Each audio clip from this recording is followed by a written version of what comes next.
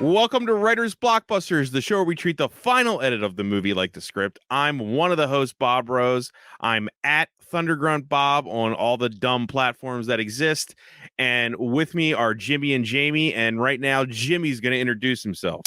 I am Jimmy George. I am a screenwriter and script consultant, known as the Script Butcher. I don't often say that. I should. No, that's different. That's new. New wrinkle. Yeah. It only took 94 episodes. And my Twitter handle is at Jimmy R. George. I'm Jamie Nash, known as Script Slasher. No, I'm not really, but I felt like I needed to compete. That's got to exist. Script Slasher. Totally. Yeah. I'll slash your script. I'll hack it to death. So I'm Jamie Nash, and I am the writer of Save the Cat Writes for TV and the Save the Cat Beat Sheet Workbook, and the brand new, I don't even know what it's called, Beat to Board webinar, if you want to check it. We'll plug later. And We've been plugging like hell up front here. Yeah. and I'm a screenwriter as well. My handle is on Twitter. Find me at Twitter at Jamie_Nash. All right. And today we're going to finally talk about 1970s movie that is quite popular, won the Best Picture, Rocky. And we've talked, I feel like this is one of the movies that we've referenced the most in the show, 94 episodes, because whenever we talk about first acts, we bring up Rocky, right? Like that's kind of the thing that is notable for, and yet we never have discussed it. So before we get into our talking points, let's each go around, and we've recorded like part of this episode before. So if any of us sound weird right now, it's because we did this last week and then had technical difficulties. We rehearsed. Being honest, yeah, we rehearsed it, so we've all done this part before. So it's kind of the weirdest thing. Really weird. Jamie, you go first. I think I was the only one that made it through, and then my computer broke Your down. computer crashed. Yeah, so hopefully it'll survive this time. So it is weird because I'm going to say the exact same thing I said before. Rocky was a movie that was huge in my childhood, but I never saw it in the theater. The first Rocky movie I saw in the theater was Rocky 3, which I loved. I mean, it blew me away. I can't remember what year was Rocky 3. I'm tempted to say it was like I saw Rocky 3 and Karate Kid in the same year. 82. I'm not sure. Yeah, right. Rocky Is that right? Yeah, when I was born. Yeah. So I saw both of those movies, and they both blew me away in that summer. But I did see Rocky and Rocky 2 before that on television, and Rocky was always the more adult movie, so it was kind of like the one I was like, oh, this is really cool. When are the fight scenes going to start? You know what I mean? Like, I love the music. When is the fight scene going to start? So it's hard for me to appreciate. Keep in mind, when it came out, I was like 4 years old. Okay. Right. It took a little while for me to get it.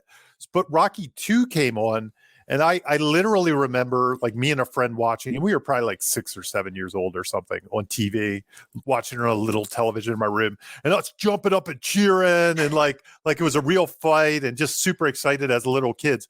I have a vivid memory of watching it. And it's kind of cool to watch Rocky 2 before you watch Rocky 3, because it kind of hits the same beats but does it faster. But it also starts with like the montage of the first movie. So and then they're in the hospital and stuff. So it like jumps right into the movie. So it's actually a really cool movie to start the series with in some ways. It's kind of fun to start with Rocky 2. But I did go back and watch Rocky many times when I was probably a little older. I was probably in my teenage years, and I've seen it several times since. So the Rocky franchise looms huge with me. I mean, Rocky 3 was a major movie. Rocky 2 was a major movie for me as a kid. But the original Rocky was a movie that everybody was talking about, but I didn't see for many, many years, is basically the way I would say it. Okay. Jimmy. We'll go. So I'm older than Bob, younger than Jamie. So I wasn't born when Rocky came out. So my introduction to this franchise was Rocky 4. My dad showed me that, and I distinctly remember when Apollo died, that being like the first time I was watching a movie and felt like a great sense of loss, like a shock, and like, a beloved character that I've been watching is now dead. Like, holy shit. Like, I remember feeling like the shock of watching a character you care about, die on screen. So I came to the previous movies later.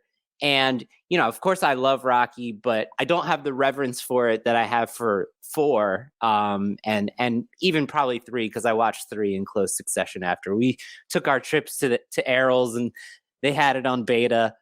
So so we Really were able to dating watch yourself. it. Yeah. So but yeah, it's interesting because when I was a kid, it's all about the fight, the fights and but as an adult, I feel this sense of metaphor to the whole thing. Like, Rocky is life, man. Like, life beats the shit out of you. It mistreats you. It's hard. It's grueling. And like that line in that the announcer gives when he's in the ring getting hit, what is keeping him up? I felt like that was like a metaphor for like living on this planet. And like it hit me different in rewatching it for this show, and I was almost like, God, this is just so like engaging because it feels like everyday life, even if you're not a boxer. you know what it feels like to have financial issues, and we're gonna get into that later, and to feel like you get no respect, and to and to be in pain all the time. Life. But Right. yeah, so that's my take on Rocky. Yeah, so I mean, I'm kind of basically echo what you guys said, sort of. I actually don't know what the first Rocky I ever saw was. I can't remember, but I'm thinking it was probably 5, and the reason is cable. I think it was just I saw 5 on cable a lot, but here nor there, that doesn't matter. My relationship with it now is, and I know I have a reputation to gush, but on this show, but like, in my 40s now, I feel like Rocky might be like in total my favorite franchise because I feel like, much like you said, Jimmy, a lot. I feel like it touches me in a way now that it never did when I was a kid. Like, and I've seen all the movie. Like, I rewatch the whole shebang probably once a year. Now, Wow, even the Creeds.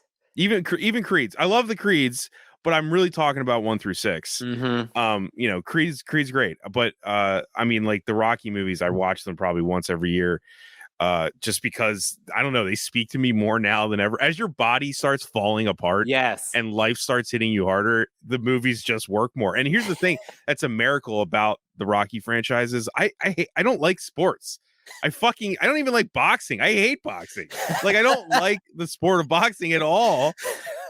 And yet these movies, like, they're absolutely incredible, and I could watch them like on a loop. You know what I mean? Like, there's literally a channel on Pluto TV, I think, that's just Rocky. There is 24/7, and I've literally put it on, and you got to deal with the commercials, but it's worth it for the commercials. Like, it just plays on your TV on a loop. So yeah, they mean so much to me, and like the characters, I think there's a bit of with the 3 main characters, and I'm saying 3 because I'm including Paulie in there. There's a bit of everything for everyone in your life, like, and like when you think everybody hates you, you're Paulie, and then when you're too shy to even talk, you got Adrian, and then when you think you're too dumb to do anything, you got Rocky. It's like all kind of, it speaks on it, like it speaks to my soul. So I love all these movies, and I also think it's interesting that on this podcast where we're specifically going to break down the first Rocky, all three of us brought up the entire franchise. Yeah.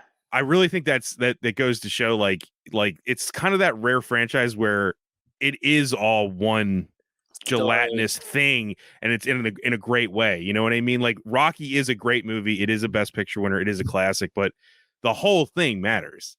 Like, you know what I mean? Talking about just Rocky without the rest of it, it feels wrong. Like, we're gonna do it. We're gonna do it.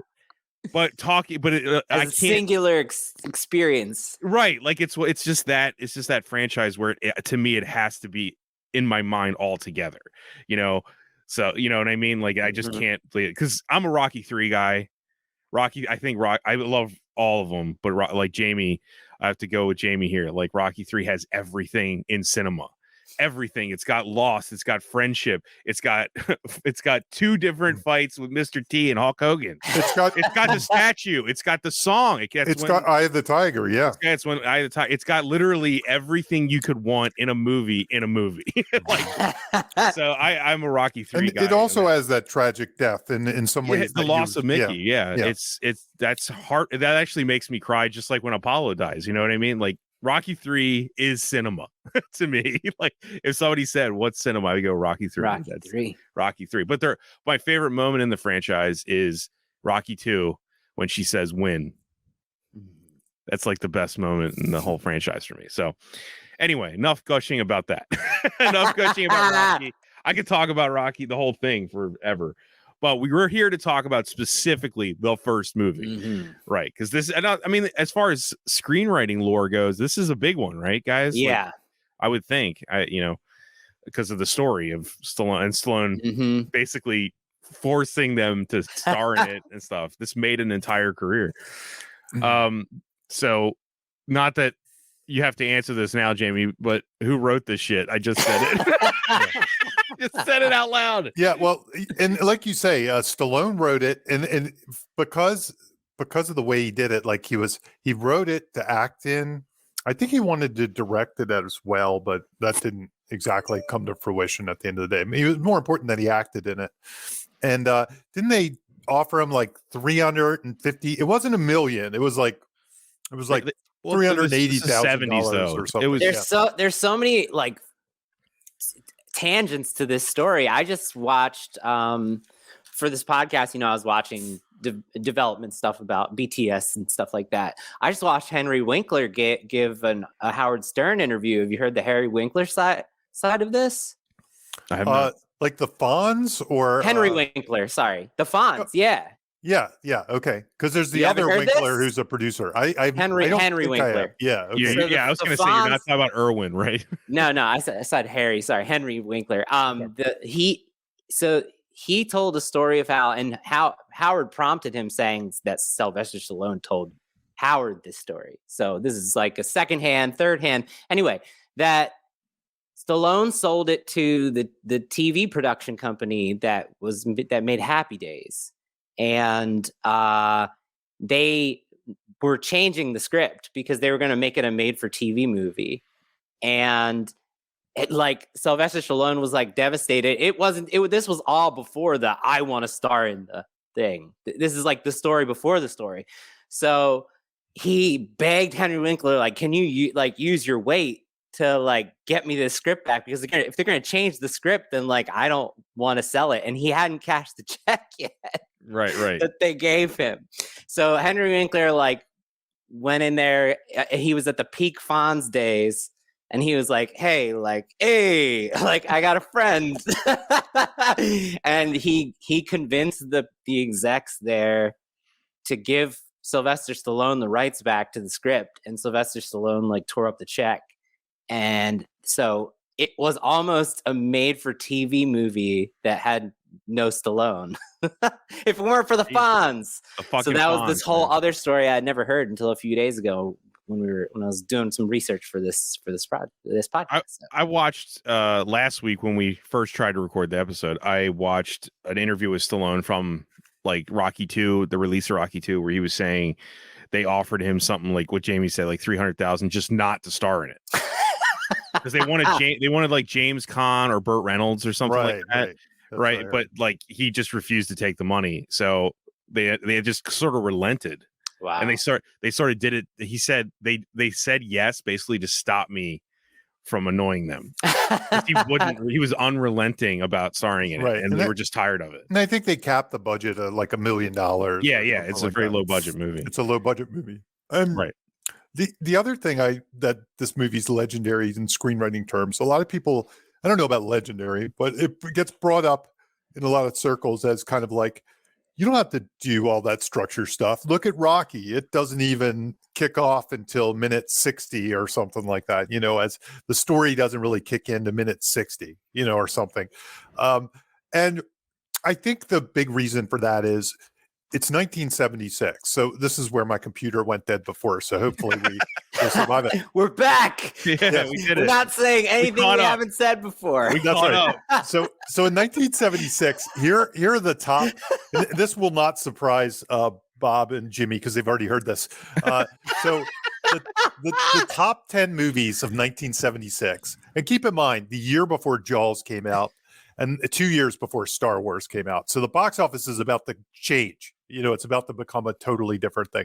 Or I'm sorry, the year after Jaws came out, and 1 year before Star Wars comes out, Rocky is the number one movie, and Rocky made 117 million at the box office. That's domestic.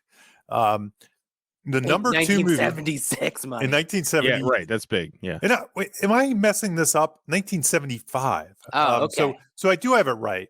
Rocky 75, Jaws 76, Star Wars 77. So that's kind of the three that hit. So 1975, Rocky is number one at that number. Then there's this movie we have never heard of called To Fly, and it says IMAX Films. Right. So it must have been an IMAX thing. That's the number two movie, making $86 million. It was probably, I don't know when IMAX came out. It might be like the first one. Yeah, it might be like everybody had to go see it. Because I think I've seen To Fly at IMAX, but I didn't see it for like 12 years later. Now that I notice, it's because I sort of remember it was the one where it was just like flying scene after flying scene, like it was like, this is all we have to do is fly around, first person perspective, like really slow. Right. And I think that was that movie. Now that I see IMAX distributed, I kind of remember seeing that on field trips when I was like in 8th grade or something like that, many 10 years after this. So A Star Is Born was number 3 at 63 million. And then some movies that loom large in my own personal, because I saw the only movies I saw in the theater for 75, I saw King Kong in the movie, the reboot of King Kong, the remake. It's kind of the forgotten remake of King Kong now, right? It is. It's huge for me because it was probably the first like scary, large action movie I ever saw in the theater. So it's a very big, important movie for me, but most people forget it. Like, and there's two of them. Yeah, that's right. I never saw the second one actually, where they reboot is hard or something. Oh yeah, it's wild. I saw that when I was a kid. I loved it. Yeah, I'd never seen it. I thought those were King Kong when I was a kid. Me too. Oh, yeah. And so Silver Streak was number 5 at 51. Okay. A huge movie, I think, over time, probably one of the biggest on this list in some ways. All the President's Men, which is 51 million at the time. The Omen was number 7. And then The Enforcer, Midway, The Bad News Bears, Silent Movie, The Pink Panther Strikes Back, Murder by Death, Taxi Driver, Marathon Man, The Outlaw Josie Wales, Carrie, Logan's Run, Network, Across the Great Divide. They're the movies. Man. And so that year was the first year. Yeah. I think that was the first year I started to see adult movies in the movie theater, quote unquote, like not cartoons. Because I saw adult movies. That sounds weird. I saw porn. I was going to say. I had a beard when I was like, 4, so they let me in. Not to be an old man, but like that list of movies too is so adult and mature. Right. And then you look at what we get in movie theaters now, it's like all kids movies. It's all kids. It's all baby movies. Yeah. I mean, so the ones I saw in the theater were King Kong, The Bad News Bears, and The Pink Panther Strikes Again. I think they were the ones I saw. So they were huge. Like when I was a kid, I saw Kramer versus Kramer as a little kid. I saw movies like that because that's all that was out. I saw On Golden Pond. These were the movies my parents would take me to on a Saturday. I saw like Dances with Wolves and stuff as a kid. What I mean? That's not for a kid. I was like, what the hell am I doing here? Yeah, because none of these on this list, to your point, I mean, the only kind of schlocky kids kind of movies is King Kong, maybe The Omen in a different sort of way. I mean, definitely not for kids. The Bad News Bears and The Pink Panther, maybe Murder by Death. Yeah, but you know what? Those are all, I think, like well-intentioned comedies or something. They're not. They are for children. Like they're not comic book movies.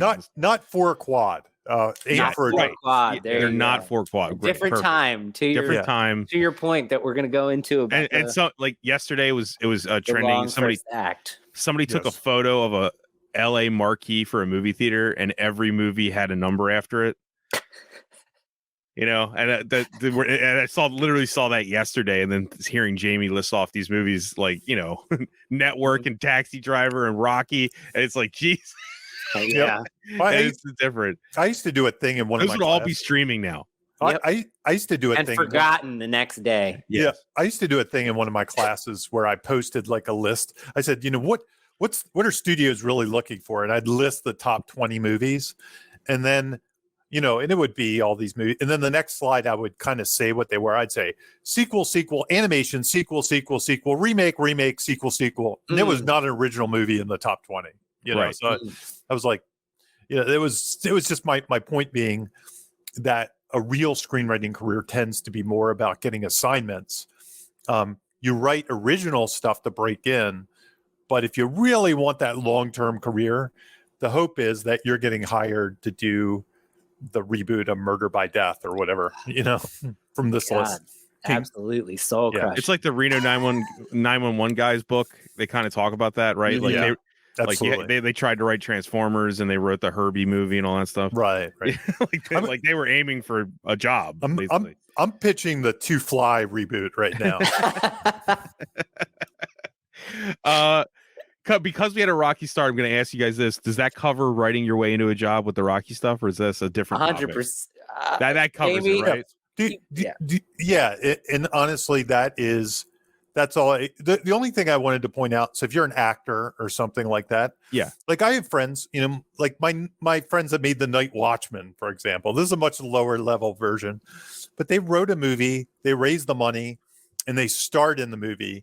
They basically wanted to star in a movie, and that's how they pulled it off, you know. And that's the lower level version of a Rocky movie. You know, it's they created it, they produced it, they did it themselves.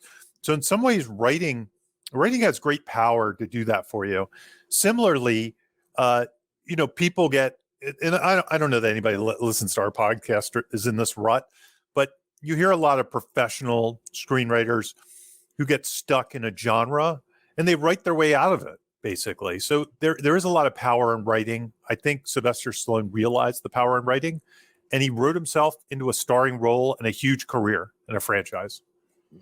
Literally, he took this over. Like, you know, because he didn't direct the first movie. A lot of people, I see people get that wrong all the time. Yeah. It's John G. Avildsen, who also did Karate Kid, which we should do sometime. But they feel similar too. Yeah. They do. They do feel similar. Have we never done Karate Kid? No, we haven't. We did Cobra Kai. We did Cobra Kai. When the next that's one of Jamie's favorites. We got to do that. Yeah. I think it's a great script. But in Stallone, if you look at his writing career, and I don't have it up right now. I looked it up. I'll save you the trouble. 24 feature films. I was going to say he's written a ton. He is a prolific, and that I had no idea.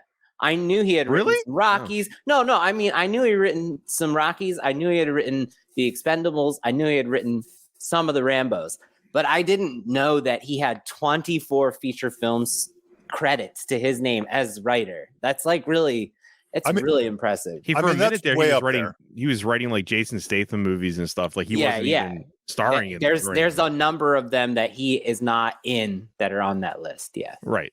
Like he is just a screenwriter or something. Just the screenwriter. Yeah. Right. Yeah. And so I think Stallone's a lot smarter than a lot of people realize. Yeah, totally. I think that I bet that stacks up against any, you know, screenwriter out there. Yeah, holy shit. You know? That's an amazing rare career to have that just as a writer and nothing else. Yeah. Yeah.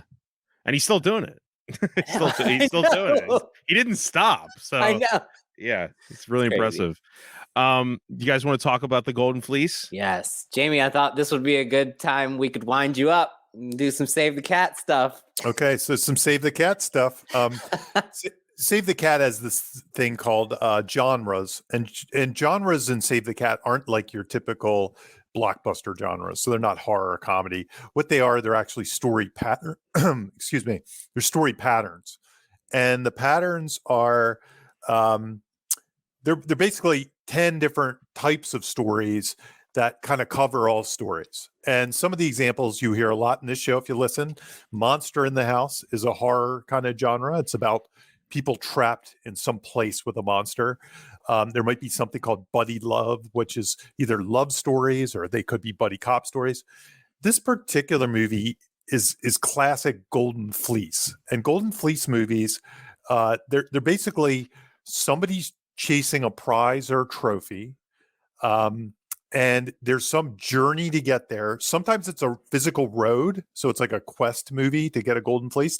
But other times in sports movies, the journey is the season or the training or the planning or something like that. So heist movies, sports movies, quest movies fall into the Golden Fleece. There's usually a team that's kind of helping or accompanying the hero to get there. But mainly it's a hero chasing a trophy or a victory or something like that at the end of the day. And Rocky is kind of a classic Golden Fleece, even if that Golden Fleece really doesn't kick off to halfway through the movie. Yeah.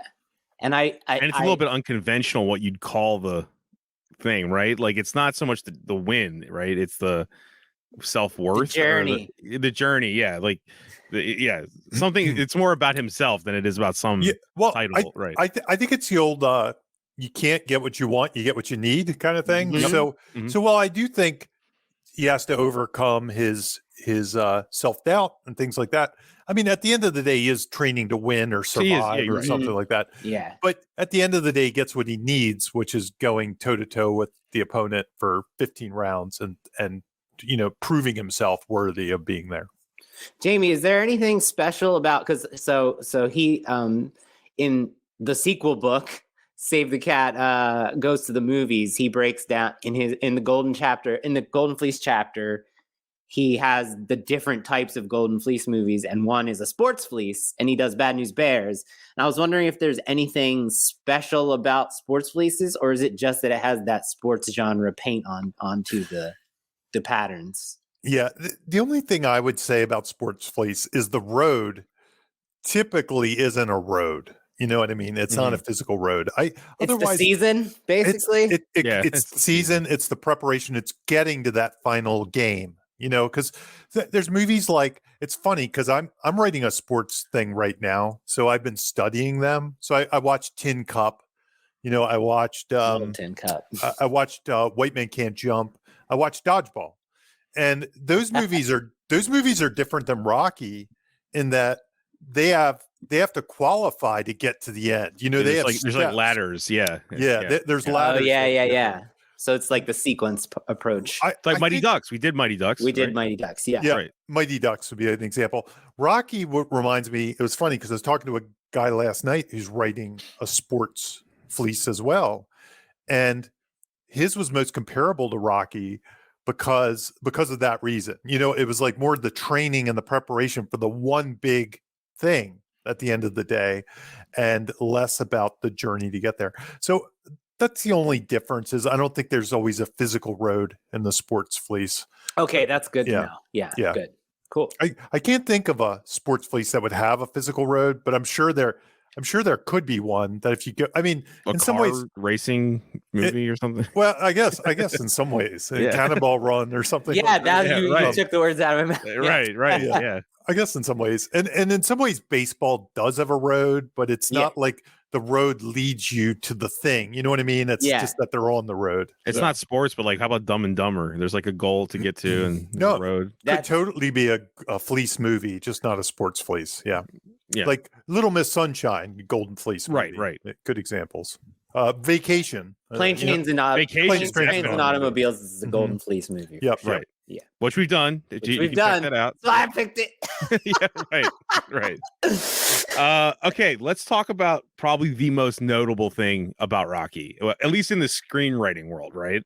Like this, I've even seen like videos about this on YouTube. Like people talk about this all the time.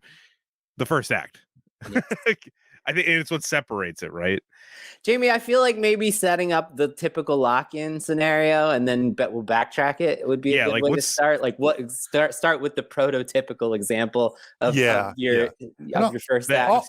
Save the Cat example. I'll tease the type of things that go into a setup without giving it the examples. What we can kind of skip back to it. So usually a first act, if you look at the prototypical 3-act structure, the first act is exposition. It's the setup of the situation or the concept of the thing. And there's a thing I call the lock-in. And the lock-in is setting up a hero with a goal and a big obstacle in the way and stakes. So in a movie like Rocky or something, a Rocky 2, usually it would be a hero, Rocky. He has a goal. I'm going to beat Apollo Creed. There's a huge obstacle in the way, his self-doubt, the physical limitations, all that stuff. And the stakes are kind of weird. This is another weird thing I noticed myself when I was reviewing sports fleece movies. Is sometimes the stakes are like The Water Boy or something like that. It's like I have to save, or I'm sorry, Happy Gilmore. I have to save grandma's house or something. Mhm. Yes, yeah. Sometimes it's like that, but in a lot of sports fleeces, it's more like this is my one shot. This is my only shot at the dream. I'm either going to be a loser or a winner. And that's the Maybe. stakes. Rudy could be like that. Dreams. It's the dream. It's the dream. Dreams. Yeah. And that's a little different than when we usually talk about stakes. Yeah. Because it's not something that magically appears. It's something they're kind of living with. It's abstract a bit. Yeah. It is. And that photo finish concept becomes really important. And the photo finish becomes really important. So the lock-in is when you set that up. So in Rocky, like I kind of mentioned, it's whenever you say the moment that Rocky has the match in his sights and he's like, I'm going to do this. And he kind of takes the action and he has a goal with an obstacle. That would be the lock-in. Typically, that's when you turn into Act 2. So that's when you go from Act 1 to Act 2. So what happens in Act 1? You get the setting. You get a hero who has things that need fixing. So things that need fixing, whatever the hero's life is, they're in a rut. Their life, if something doesn't happen, it's going to be the death of their soul, the death of them. Stasis equals death. If they stayed the same, it's a death of a sort. If nothing changes, there's some kind of death. It's like spiritual death. Yeah. Yes. That's right. And you usually list all the things that need fixing, which we'll do in a second, right? And then the other big thing that happens is you set up the rooting resume. And the rooting resume is just, and we'll talk about that in a second, reasons to root for a person. And a lot of times it's because they're underdogs, which this movie does. It's because the world keeps one of the best, beating them down and keeps kind of crapping on them. That's the number one way to set up a rooting resume, I think, or the best way. I think the other things are almost icing on the cake in a rooting resume, but that's like the key. Most stories are underdog stories. It's rare when it's like, even something like John Wick, the way you make it an underdog story is it's one versus, a whole bunch of people or something like that. So most stories are underdog stories. Also the grief and the loss in John Wick, right? I mean, that's the icing on the icing. Yep. On the rooting resume. So I think I said, they're the basic things that go into the setup. Yeah, so that's perfect, Jamie. It's great. And the setup basically also slowly rolls out the story. There's a catalyst. There's a debate. There's all stuff that slowly transitions us from their ordinary world to the extraordinary world of the story. But typically, the screenwriting world of 2023 preaches getting to that end of Act 1 as quickly as possible. And we've done examples where getting there too soon has its drawbacks, and there's consequences for that, where we don't learn enough about the character to feel all the things the story wants us to feel. Like we used 1917 was an example where the end of Act 1 is like 14 minutes. And we know so little about the before world that there's sort of some problems in the second and third act with those emotional aspects of the character that Rocky does to an extreme. And then I think, Jamie, you said Jurassic Park has like an hour-long lock-in similar to this, where the movie that we came to see actually starts an hour into Jurassic Park. I Basically, find when everything goes down, right? Like that's the T-Rex. I find it's a common thing you find in a lot of horror movies, because a lot of times the evil is working in the ordinary life, and the person doesn't really have a goal or hasn't figured it out yet until like the midpoint or the middle of the movie. So I find a lot of slow burn horror movies also do it. That's the one place where I really feel you get away with it, is in horror. That had that late kind of keep thing. that dread going. That dread. Can I also throw out something about this? Like, I think one of the reasons, we'll get into that to the specifics, but one of the reasons this works is because, and it goes with the last point too, is that you could argue that Rocky isn't a sports movie, Right? Yeah. And I think a lot of people find that out when they watch it. They're like, oh, because It's the journey. It's the to the journey. fight. It also, as far as genre is concerned, you could even argue it's a romance movie. Like it is, and it really is. Like it's not about. I was, when I approached it with my rewatch, I was sitting down saying, I wonder if I can shock the guys and I'll come up with the Save the Cat where it's really a romance movie. Just That's about not the shocking Adrian though. That's story. that's what it is. Yeah. And it'd be like, that other thing is just the B story. It's really a romance movie and stuff like that. What is it about? It doesn't quite work that way either, because the romance is a little easy in some weird way. It is. It's kind of like she falls in love pretty quick. But also on rewatch, the fight's not great, like compared to what we've seen in the franchise later. Mhm. I mean, it's kind of like when you watch Star Wars, like kids today are like, that movie kind of sucks. The effects suck. God, you're right, Back in 1975 or whatever, it was like, wow, that was the greatest fight scene of all time. Right. But compared to Rocky 4 or something like that, Yeah. When the punches sound like a brick hitting a wall. Yeah. So I mean, the fight moves really fast. They yada over the whole thing. It's like there's the first round, and that's like, let's skip to round 15. Fast forward past it. It's amazing what Balboa's doing, and it's like they don't even care. There's really no drama to it. It's music and and triumph. And that's what I was really surprised. I was expecting, because we've done some in the Godzilla episode, we talked about like the importance of like giving your fighters like distinct styles to be able to track who's winning the fight. But in this, it didn't even matter that he was a southpaw. It was like so small in the drama of the fight itself. It's just it's like a little information we had to explain why Apollo might have a handicap in the fight, but it doesn't matter in the fight itself. Right. They don't dramatize it. Yeah. And I love so Rocky 2 is so much more exciting in some ways when it comes to the sport of the thing, the drama of it. Yeah, I got you. But not to knock on this or anything, but it just kind of reestablishes the point.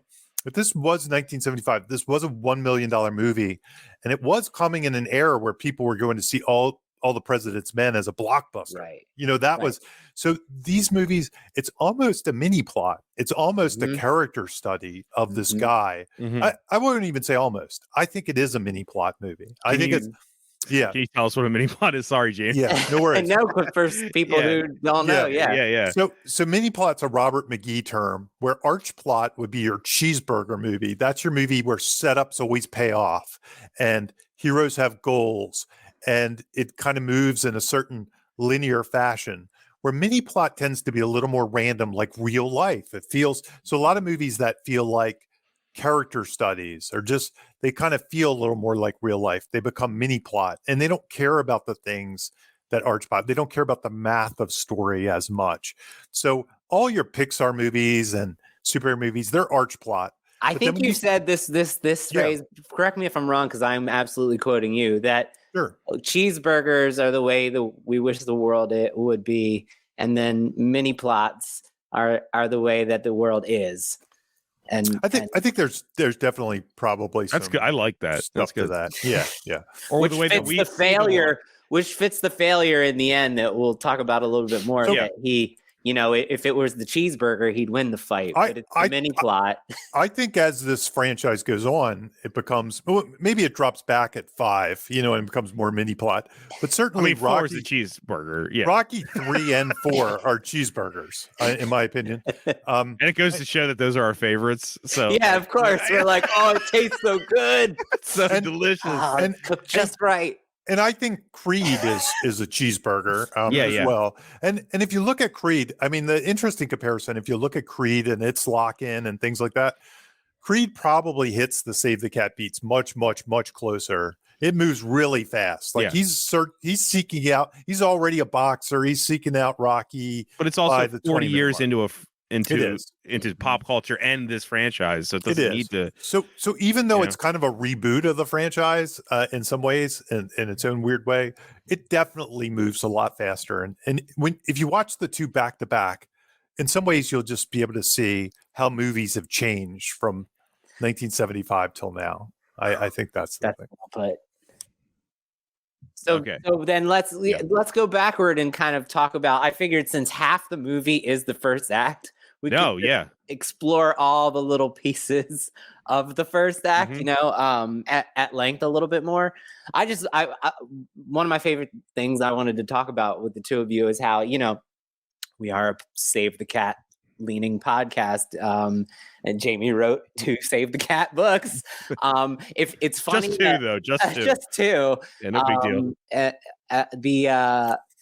All of the videos out there, there's all these videos out there that, to what you were mentioning before, Bob, and there's a ton of articles when you just, type in Rocky screenwriting that specifically call out Save the Cat and how this movie debunks all screenwriting like lessons and techniques that are out there. They really generalize the shit out of it. And I'm excited to talk about how that's not all that Save the Cat is. Like, the beat sheet is only like 8 pages of the book. Like, right. That's the thing. Like, and the things that we're about to speak to that Rocky does are like taught in Save the Cat. So yeah, that's they really love that. People really love taking Save the Cat down, because they assume there's like an arrogance behind it. Right. It's like it's not. It's a guideline, not a rule, right? I have 86 screenwriting books on my shelf because I'm a lunatic. If I imagine that every how could every one of those 86 be dogma? Like, it's just a suggested way to tell your story. Take what you need and leave the rest, right? Just like this podcast. Like, they're gonna be like, Jimmy George doesn't know what the fuck he's talking about, but Bob does. So listen to Bob. Yeah, listen to me. Out of us 3, listen to me. But everything we're saying here isn't dogma. It's just suggestions. Yeah, I think part of it is, Save the Cat. And by the way, not my books, but Blake Snyder's books. I think the success of them and just how popular they are is the reason they get picked on the most, which I understand, because I think they're the most popular and the one everybody talks about. And the first thing people say, hey, I'm interested in screenwriting. Hey, have you read this book? So I kind of get why they're in that position. And they get the backlash. They get the backlash. Anything that's very successful will get. That's a good point. We'll get a backlash. It's just being humans. Just humans being humans. Exactly. Right. So it makes total sense. But as somebody who's written Save the Cat books, and if you listen to this podcast, I think there's a million different ways you can do something. I think Save the Cat is extremely useful, obviously, because I've read a book based on it. But I don't think you're wrong to do it other ways. I just think it's a strategy to help pull a story out of you. Yeah, that's a perfect way to put it. So I went ahead and I did. First, let's talk about the things that need fixing. So I'll break it down, and I think we'll all just be able to bounce off of each other of how this is right. Does this. All right, ready? Yep. So in Blake Snyder's Save the Cat, the OG one, he talks about, in the before world, the ordinary world of Act 1 in your setup, one of the ways to introduce, you need to create baselines for like that show where your character is when we meet them, so that we can track the progress. And depending whether it's a tragedy or it's, your positive growth, we can track whether they're progressing or regressing away from these things or toward a better version of these things. So the things that need fixing usually come in one of 5 categories. That it is, number 1, changes in attractiveness, false beliefs, or personality. I mean, he definitely believes he's nothing. Yeah. Like, that definitely tracks here.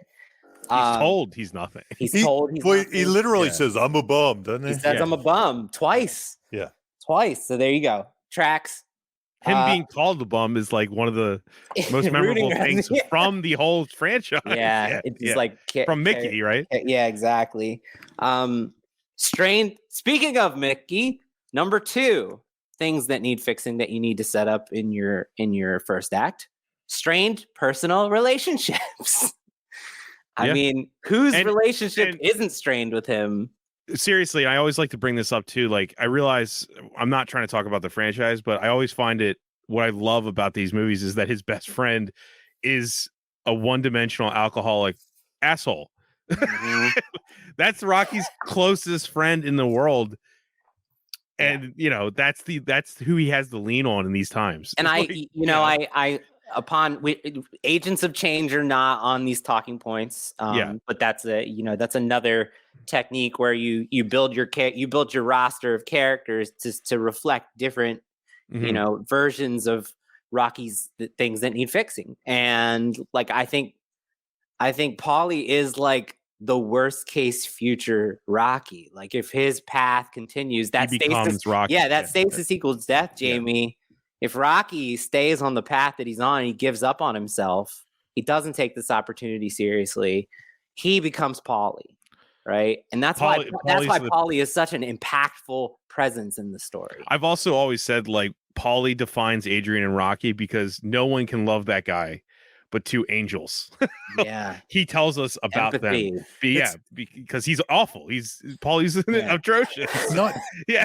Not that this is really in our talking points, but related to that is when you're making an ensemble, sometimes you can take like self-doubt or whatever, and you can kind of build all your characters around different shades. Like Paulie might be who he becomes if he stays the way he is or something, if he thinks he's a bum. And then Creed might be the opposite, like if you're too cocky or something like that. Yeah. So you can you can kind of position all your characters. I don't know exactly what Adrian might be, but you can position all your characters around different shades of the same thing. Yeah. Adrian is if he becomes too withdrawn, maybe. Maybe. You shut yourself off to the world. Well, I mean, I think she's the character who shows him ultimately that he's worthy of love. So there's, absolutely. She's a reflection of that. So I mean, before they fell in love. Yeah, before. So back to the things that need fixing. The setting up your character in the first act. Number 3, not being entrusted with responsibility or not being able to handle responsibility. I mean, I think it's both. Like he doesn't have a real job. And Mickey never took him seriously enough to put him like in the ring and be like a highlighted fighter for him, So it's both. And he can't even break a guy's finger. Yeah, to do his job he doesn't want to do. To do the job that he doesn't want to do. He sucks at being an enforcer. Yeah. In a deleted scene, that'll come back too. That's good. I'm going to talk about. Okay, number 4. Being invisible to key people or seeking invisibility. I mean, this one is huge. This one, nobody respects him. He's Rodney Dangerfield. You get the walk home with the girl. The walk home. Yeah. Also going to come into play in the deleted scenes when we come back of how it changed through the course of shooting, because it didn't start that way. Right. Number 5. Others don't believe in you or you've given up on yourself. I mean, I feel like Rocky is the perfect example of all 5. Yeah, I was gonna say, if you read these on another episode for another movie, we would be like, like Rocky, like Rocky.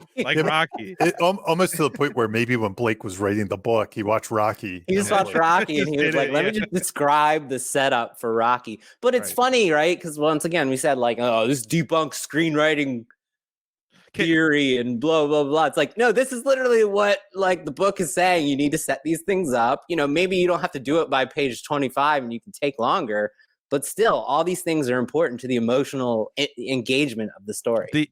That interview that I watched that I talked about a little bit earlier, he literally says that one of the reasons the initial reason he wanted to write this script was because of the movies at the time were filled with anti-heroes like Taxi Driver and stuff. Yeah. And he literally says in the interview, I wanted to give everyone somebody to root for. Oh, nice. So like the reason this is right down the list is this was his goal. It was his goal to do this. He nailed it. Nailed it.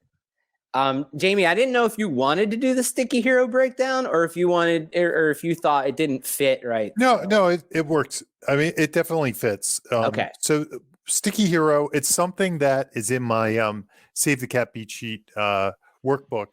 It basically is an exercise that takes you through this. It's also in my other book as well. But so what a sticky hero is, there's 4 things that you really fill in.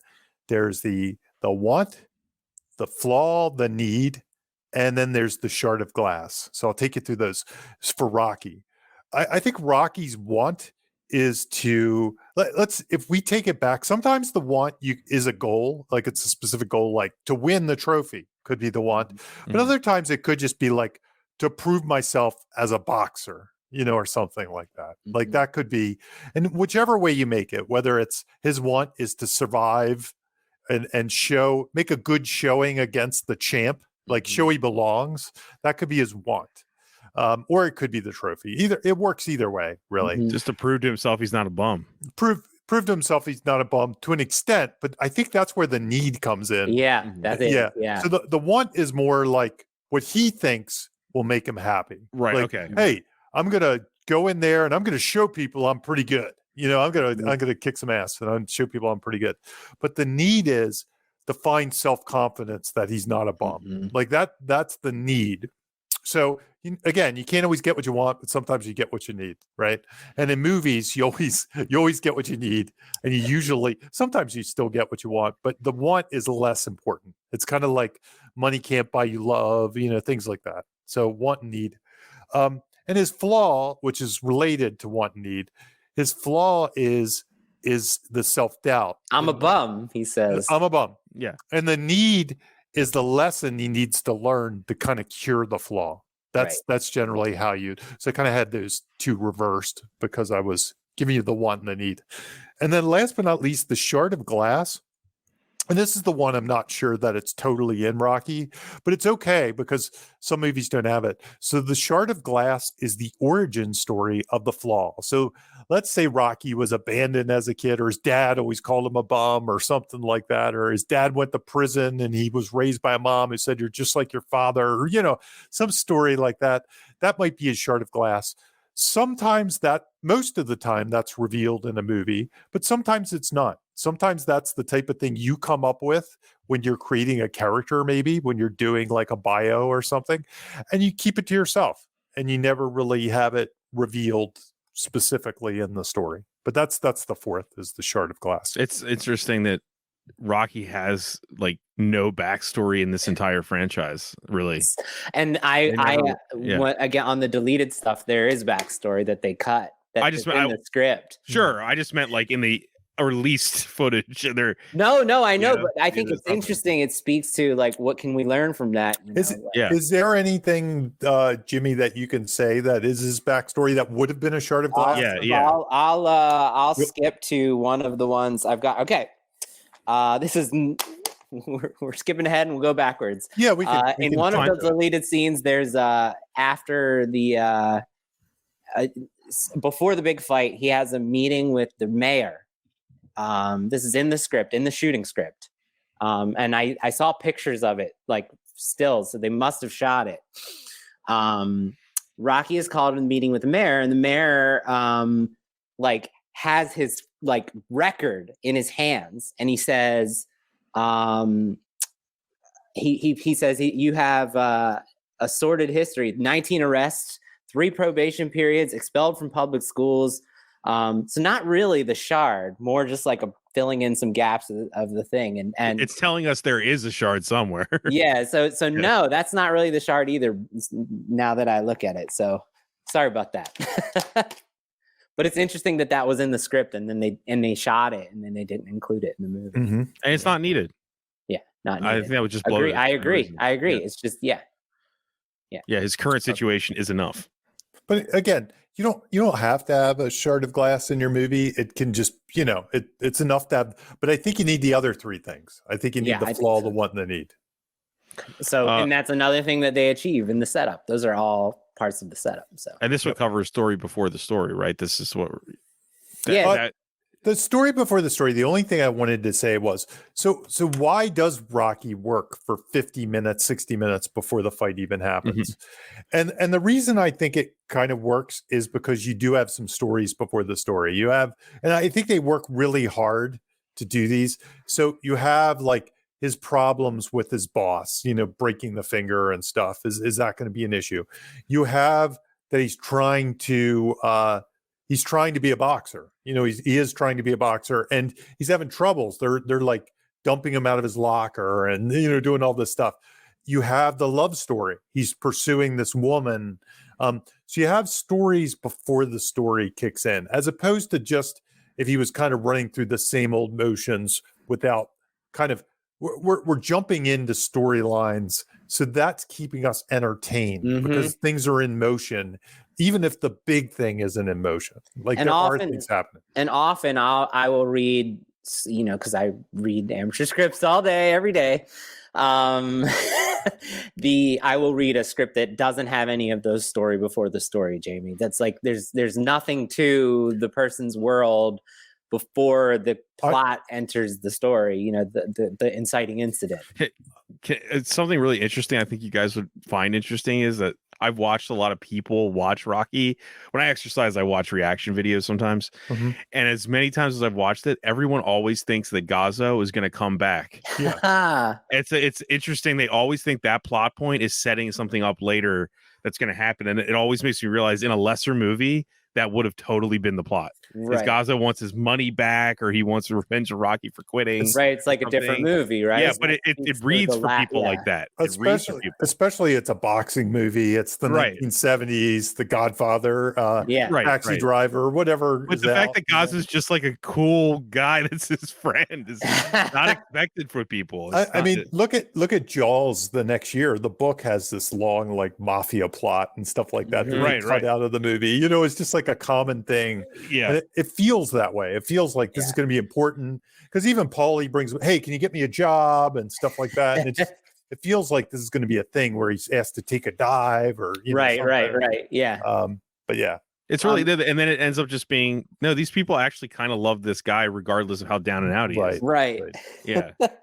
Okay, so I know we kind of touched on the rooting resume and the things that need fixing sort of echo the rooting resume, but I felt like this one is such a great example of your rooting resume, Jamie, that we should just do it like completely. And I broke it down. And if you guys want to do it, we can do it. Do you want to do it?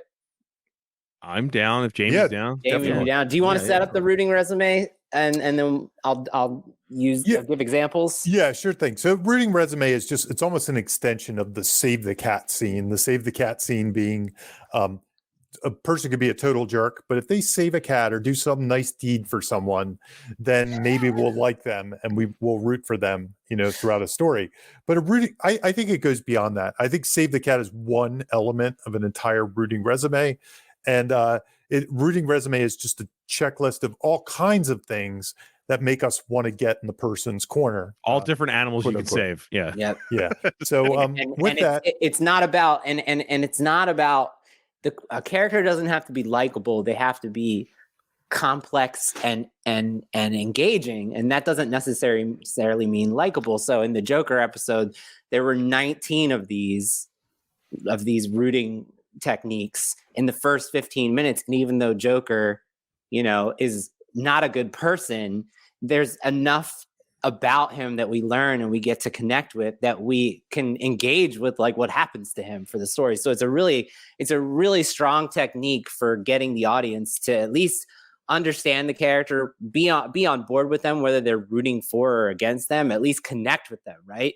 So Jamie has the rooting resume broken down into 8 different categories, and within those categories there's different options for ways you could explore the topic that he's suggesting. So I'm using Jamie's words here. So this is when he's saying my words, this is in both of my books. So you can see this in Save the Cat Writes for TV or the workbook. It's in both books. So it's better here when somebody's reading it to Jamie, though. Yeah, Jamie, I'm just going to read to you your words. Well, the funny thing is, I wouldn't be able to remember them. I'd have to look it up. I'd have to pull the book up. I love saying it because now it's funny. It's pretty weird, honestly. Go ahead. It's good. It's great.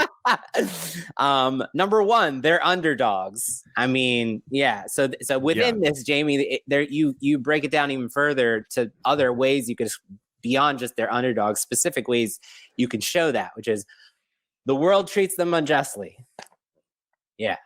They're Rodney Dangerfields. They get no respect. I mean, yeah.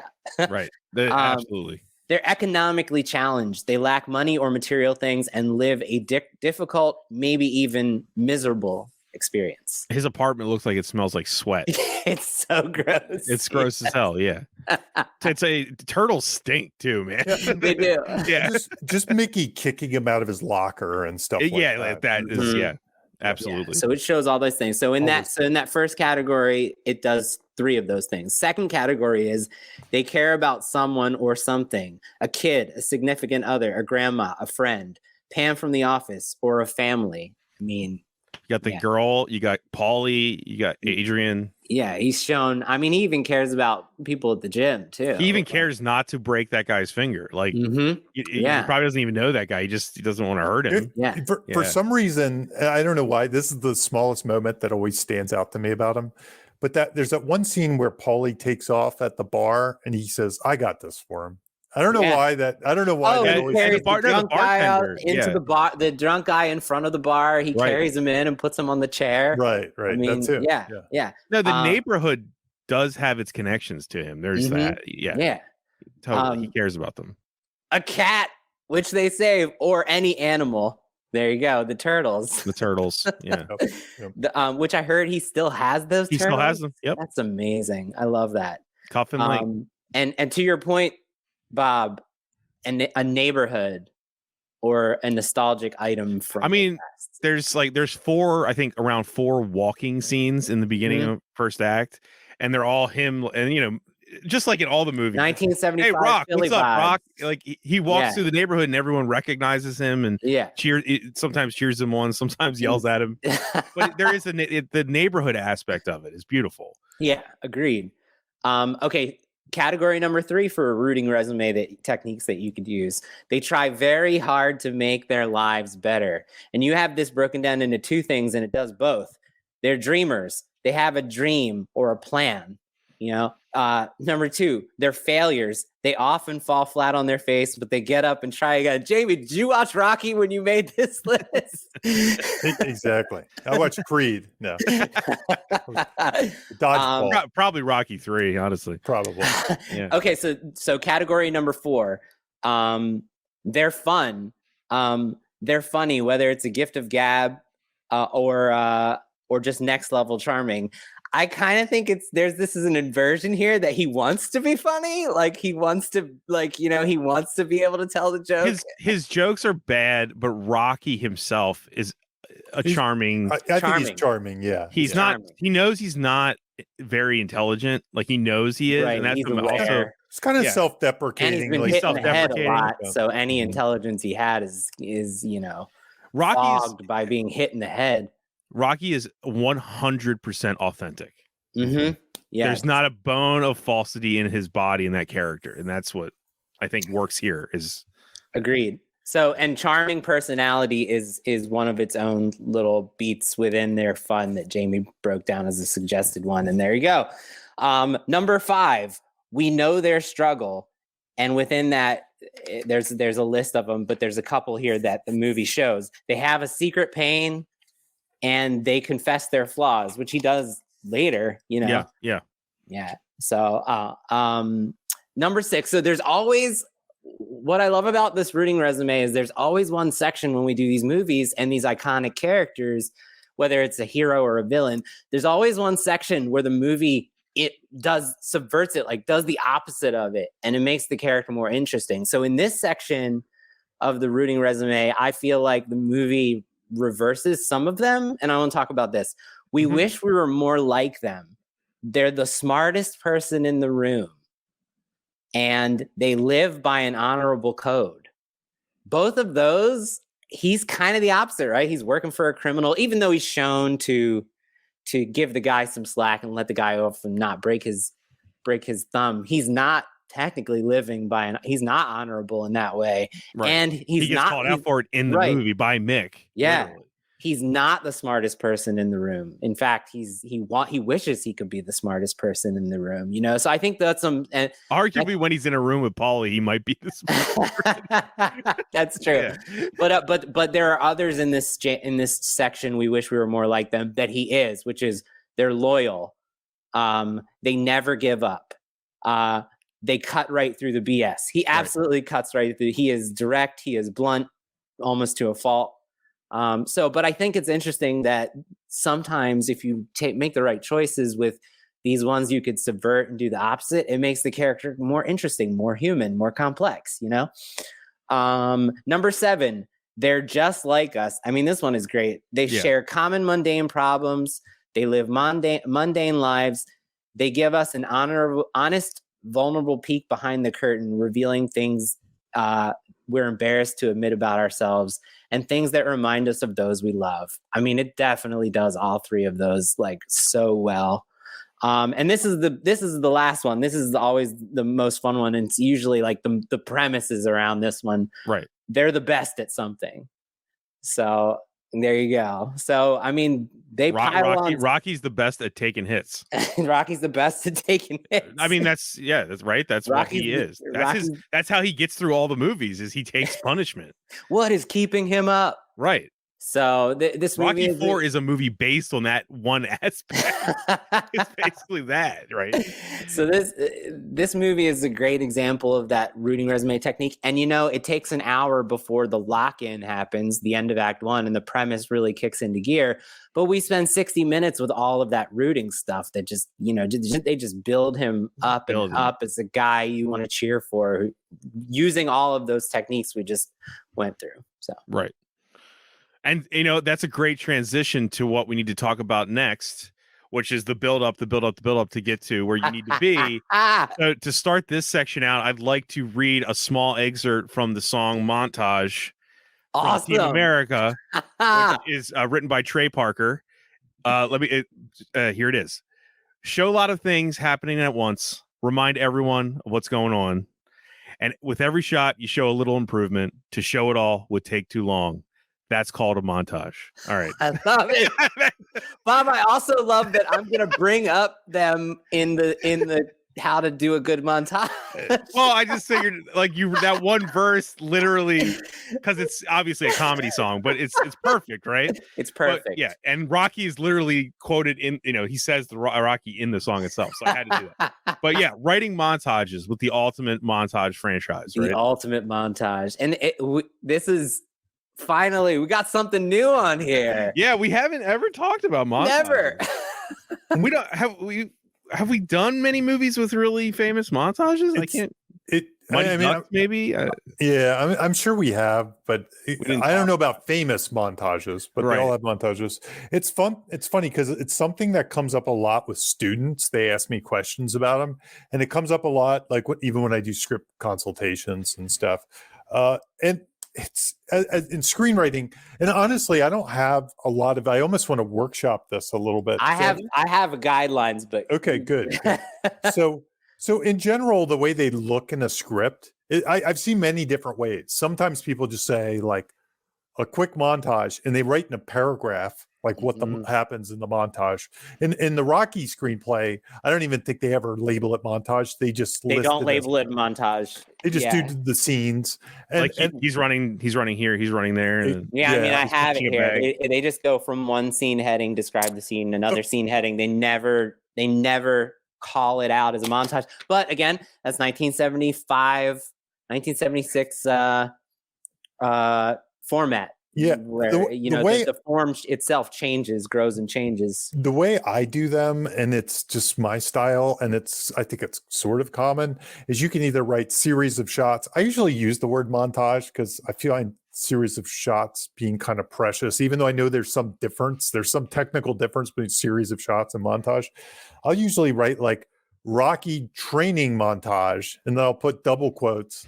And then I'll literally say Rocky. I'd put it. I write, music rocks as we go into an awesome training montage. I'd put something like that. Yeah, depending on the tone of the script, that voice might be perfect. Yeah. Yeah. So I did Monster Squad. Monster Squad has a great montage. It does, but we didn't talk about talk about it at all. Yeah. And like something like The Incredibles probably has a suit up montage or something. Yeah, right. So and then I actually would put a colon at the end, and then I'd bullet ties all the shots. That's how I would do it. And when I bullet ties, I use dash. They're my bullets. Gotcha. So you're talking about the the formatting. The of it. format. On the page. The On the format. actual page. Yeah. Just as an FYI, and there's many ways. Like I've seen people just write paragraph description of, Mhm. you know, we see Rocky punch meat, we see Rocky run, we see Rocky do this, we see Rocky do that. But and then a lot of times at the end you'd put end montage in all caps, so it'd be a scene header. Yeah. So you really, any way works, whatever way works for you works. And that's really not what we're discussing anyway. We're discussing what should you put in a montage? What makes it boring? Yeah. And I tell you, I just did a script consult like this week, and the montage, they did like 2 or 3 montages, and they felt like scenes that they wanted to cut. You know what I'm saying? Like it was like we can't show it here. Let's just put it in there. yeah, let's just dump the boring stuff in this montage. Quick montage of all that boring stuff you didn't want to see a scene about. Okay, next scene. And I was like, why don't you just cut this montage? You know, we'll just fill in the blanks. You know, it wasn't that important. Like if it feels like you don't even care to dress it up, like you just want to get it over with, it's just drudge work, then I kind of think that's a bad montage. Yes. I think you have to punch it up with premise paint. And specificity, yeah, and images and jokes. A lot of mine have jokes in them. I think if you don't have that in your montage, you're better off cutting your montage and just skipping over that. You know, it's the old adage. Stories are, or screenwriting is life with all the boring parts cut out. If your montage is the boring parts, cut it out. Or punch it up or do something. That's good. Well, I guess the good question is like, why have a montage? Mm-hmm. And it's, I guess in a story like, it's to grow physically or mentally, things that can't just happen in the next scene, right? Mm-hmm. Like I'm trying to think of other reasons to prepare. Yeah, right? I made a list because I read them a lot. I read the bad montage. 9 out of 10 montages that come across my desk because most of the people that I'm working with are just starting out with their craft. They're 1 or 2 scripts in. And so I see a lot of people who are writing the first montage they've ever written, right? And so the worst case is this, and I see this, you would be surprised how often I see this. Someone will write montage, insert relevant images and music and they'll have a voiceover of somebody just talking about training for the big fight, and it'll just say insert image. And so that tells us nothing. That's the opposite of the premise. There should be setups and payoffs within the montage itself, right? Repetition, all this stuff. Yeah. It's a little short film. It's a little silent movie. Yeah. So that's perfect. That's perfect, Bob. That's gonna tie in. So I wrote a list of my guidelines that I try to when somebody gives me a montage, I try to then reverse engineer, deconstruct their montage and say, how can you do this and this and this and this with the same material that you're trying to portray? So I'm going to go through them and then we can maybe bounce off of each other of how Rocky does this.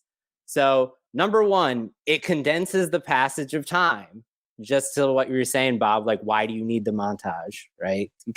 We didn't need to see Rocky continuing to train. We saw plenty of it. So that just skips us past to the fight, right? In a very efficient way. But it tells us that there is a lot of time spent. A lot of time has been spent, right? Yeah, that's a perfect way to put it. A lot of time. I'm going to write that down,ब. A lot of time. Oh, okay. Right. Sure. That's a good way to conceptualize. Every now and then, broken clock gets something right twice a day. So there you go. I always learn from you. Number 2, it reveals intimate character information and shows us growth or regression, right? So we definitely are seeing absolutely Rocky grow, but if it's a tragedy or you're trying to introduce a character and use a montage to show how they're getting worse, the montage can do that too, right? It can show us them going backwards. Like a later Rocky montage might show him training, but being distracted. Yes, that's perfect. All the he's doing he's doing everything but training. That's great, Jamie. That's a great contrast too. Rocky 4 has the montage where he's literally thinking about all he has that he could lose. Oh shit, yeah, that's a good call. And so another way to do that, like in that to that same point, is sometimes you can compare and contrast with multiple characters who are doing the opposite, right? And that shows you, or they're having their own montage path simultaneously, but it reveals intimate character details and shows us growth or regression. Okay, number 3. Like I think about that track to our 70s theme. I think about that Travis Bickle driving his cab through town, and we're just seeing how he looks at people and interacts with the world. We're getting like a really inside look at who he is, even though not much is actually happening. It's still consequential. It matters. So number 3, it's fun or emotionally engaging, right? Because sometimes the movie's not fun, so fun doesn't necessarily, if it's about someone going through chemo and stuff, like it's not gonna be fun. It depends on the premise, but emotionally engaging. I was gonna say with fun, I associate montages more with comedies. I mean, yes, Rocky, but like in my life experience, I think of comedy movies, right? Like, right. So the montage, the montage. But you have your up in the beginning, is the whole thing is one long. That's one montage. Yeah, right. I always think of like Naked Gun, like the love montage, walking out of Schindler's List, like laughing and stuff like that.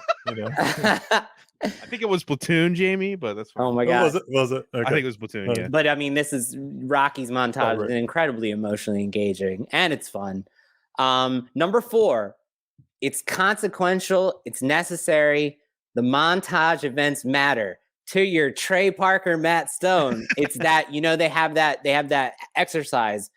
The wrong way is this happens, and then this happens, and then this happens. Yep. The right way is this happens, therefore this happens, or this happens, but then this happens. So it's got to matter. If like you said, Jamie, if it's throwaway stuff, then it's not even worth putting into the story. Or can you reverse engineer it to make those throwaway moments matter, like have some consequential outcome to them for whatever comes next? The montage probably needs to satisfy that kind of Robert McGee rule of, does the scene move the story forward? That's what I'm saying. Yep. Minus to a plus, kind of perfectly thing. Put. Yep. Yes, that's what I'm saying. And number 5, it's thematic. And I definitely think Rocky shows it's Rocky's all about like this is where we really get a sense that he's like he's not giving up, and he's learning that that's how the movie shows he feels good about himself, right? Like it's the ultimate yes. So recap. It also like the montage can be the end payoff to a lot of setups in a movie that weren't in the montage. Also, that weren't in that. Yeah, Rocky has the great one of the steps. That's perfect. But I feel like most movies have that with montages, right? Like it's showing you where he did that thing wrong, and now he did it in the montage. Look at it. Right. It's like a payoff montage. Yeah. I think there's also a general guideline that your montage should escalate. You know what I mean? Like it should have momentum. It shouldn't. Momentum. I'm adding that. I noticed some people like I'm adding that, Jamie. that are kind of throwing away their montage, and they put like the boring scene at the end, and it's because they don't really care. They're just like, here's a list of escalation. Chores. Yeah, and it's like the word. It should end with somebody like you're punching through a wall or something, like you know what I mean? Like you're right, like you accomplished something at the end. Of the it's like. It shouldn't start with him running up the steps and then traverse to him jumping rope or something. Yeah.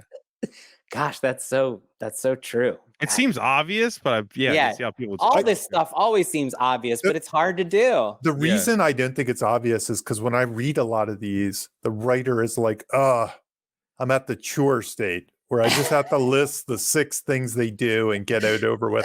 And they really write it with that kind of inspiration. It's like, Jamie, you know what? Maybe that's why like the association with comedy movies, because in comedy movies, montages are just opportunity for jokes and visual gags. It's all visual gags and jokes. So there's an exciting thing to write there instead of it just being story progression. It's like, here's a bunch of gags. Like Naked Gun uses the montage for gags, right? Here's a very weird thing, and this is absolutely true. And I'm sure some people like play the Rocky music in their head when they write a montage.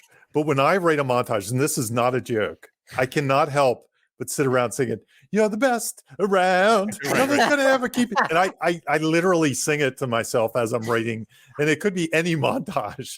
And I'm sitting there, almost to the point where I want to write it in, like you're the best around. I do the Scarface song personally. Okay. Oh, that's good. Are you done with that? Yeah, I'm done. I'm done. Okay. I'm done. Okay, But I great. felt like that was good. That was that's great. Good time to, yeah. It's a hard thing to talk about. Yeah. It's a visual thing it's a visual thing without dialogue. It's But hard. there are strategies to make it awesome. Yeah, you can write it on the page. One other experience with montage I want to say is I do get a lot of new writers who get to the fun and games and think, okay, time for a montage. And they think that is the fun and games section. So that point right after the lock-in that we talked about, where your story really kicks into gear, like I've literally had writers like try to do all of Act 2 in a montage, and then they're like, my script's too short. Yeah, my script's too short. And this is like very beginning writers, and it's like, hey, no, that's the part that you have. That's what we came to see. That's what we came to see. Do you feel? Do you guys? No, I don't want to dwell on this, but do you feel that montages are often looked at as an antiquated thing? Like, I'm trying to think. Like, yes, and like Marvel and think of comic book movies. Yeah. I can't think of Marvel having many montages. They have montage in Endgame. They do, but it's not. I don't know. It doesn't read as much as a montage. You know what I mean? I would the way also, that we understand it, it's not. Yeah. You know what I mean? It's different. I would also warn that they're not super fun to read in a script. Yeah, like of the things like you can do in a script. That's why I tend to only use them really for comedy in some ways, because then I'm basically making fun of montages when I'm writing them, right? I'm doing the Rocky montage, but I'm making jokes about it, So they're not the best thing to read. That's not a horrible, or that's not a great reason not to include them if you have like a training sequence or something, but it's something to keep in mind that if you can avoid them, maybe you should. Maybe you should. It's like in a lesser script, a lot of the fun of Groundhog Day would just be like that. They do him trying to kill himself in a montage, but a lot of the fun in Groundhog Day would be like the entire Act 2 would just be a Ned Ryerson, and then it would just be a bunch of those, and then we wouldn't get the drawn out. There is the learning montage in Groundhog Day. No, too. there is, but I'm saying like the whole thing would just be summed up. Right. No, I'll also say, as somebody that, like I said, is doing a bit of a study in sports scripts, every sports scripts has extensive montages, because while like Rocky's final act is a montage. That's what it is. It's like they just blur through 15 rounds in a montage. And if you're doing like minor league or I'm sorry, major league or a movie like that, or dodgeball, you have to tell all those games. So you can't show all those. You have to condense the season down into a You can't compress skill and physical. Like Rocky can't get more physically strong. Like in reality, that quick. You have to do it in a different way, right? Yeah, but you have to prove it to the audience. Sports, there's just no way. Like if you're going to tell a whole season, there's no way. Even a whole game. You can't tell a whole baseball game without doing a montage. Right, it's just impossible. So if you're going to do 10 games in your story, if you have a whole season, you have no choice than to do a montage, or just kind of skip everything and keep it off screen. But sports is great because you got the montage, then you can have the announcer say where things are right when it ends. That's right. You can kind of have the announcers coming in with little bits and pieces. It's been 15 rounds, like, okay, Exactly. I got everything. All right. Yep. Repetition. You want to talk about repetition? Yeah, I only wanted to talk about one thing, and then we'll move on because we got some other good ones to talk about. I think this has one of my favorite examples of repetition, and it's very simple. One way to help the audience connect with how your character is growing and changing is to create a pattern in whether that's in a scenario or in dialogue or combining them together. And when you create a pattern, then the audience recognizes that this is like sort of imbued with meaning, right? Like we see the same thing multiple times, then we start to think it's special and matters. And it helps us we saw how the character was the first time this pattern appeared. And so we have a deeper connection with them. And I just think the steps itself, I think the "you're a bum" thing, that's a repeating pattern. It helps us. We understand how Rocky feels about himself when he calls himself a bum, and then other people are calling him a bum. And we see so many different people in his lives call him a bum. So that pattern is nice repetition, and seeing that subverted in the end when he's, when everybody's cheering for him, that creates this deeper connection, I think. But the steps, when he first starts training, it's a simple 1-2 setup payoff repetition. But still, when he first starts training, he can't make it up those steps. And I feel like that is so easy to measure. That's his baseline, right? And then by the end of his training, that's why that training sequence pops so heavily, because we saw the beginning of the training. He couldn't even make it up those steps. So it's just a great, simple example this movie gives of how to do repetition right. So that was the only one I wanted to talk about. Also, I mean, it's literally the poster. Yeah. Mm-hmm. Yeah. I mean, that moment is so well done. It's the poster. Right, it's, the whole, right. It's Rocky. It captures the whole conflict. Yeah. In the whole in 2 shots. Yeah. Right. Yeah. All is lost. Dark Night of the Soul. These are confessional scenes. These are Save the Cat terms, right? Not the confessional. So I brought this up, Jamie, because I wanted to once again say, for all the detractors out there who are like, "Oh, this movie says save the cat," it debunks the whole thing, that we have a prototypical All is Lost and a prototypical Dark Night of the Soul in this movie, and I kind of wanted to talk about them a little. Do you want to, Jamie? Do you want to? Recap what those concepts are, and then we'll talk about Yeah. So the All is Lost scene is it's a scene that happens 75% of the way into a script or a story. And it's usually that moment when they're, the hero is starting to do their thing, and the worst possible thing, the crushing blow, the thing that seems like they won't recover, happens.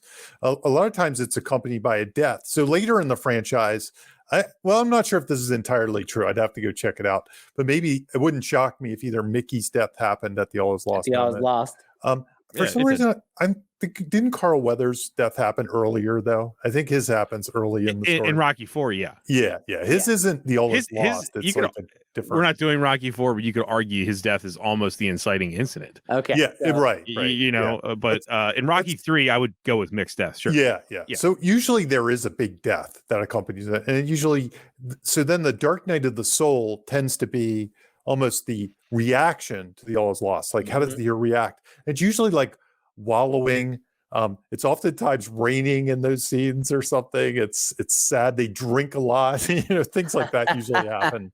And they kind of go off the rails a little bit in the Dark Night of the Soul.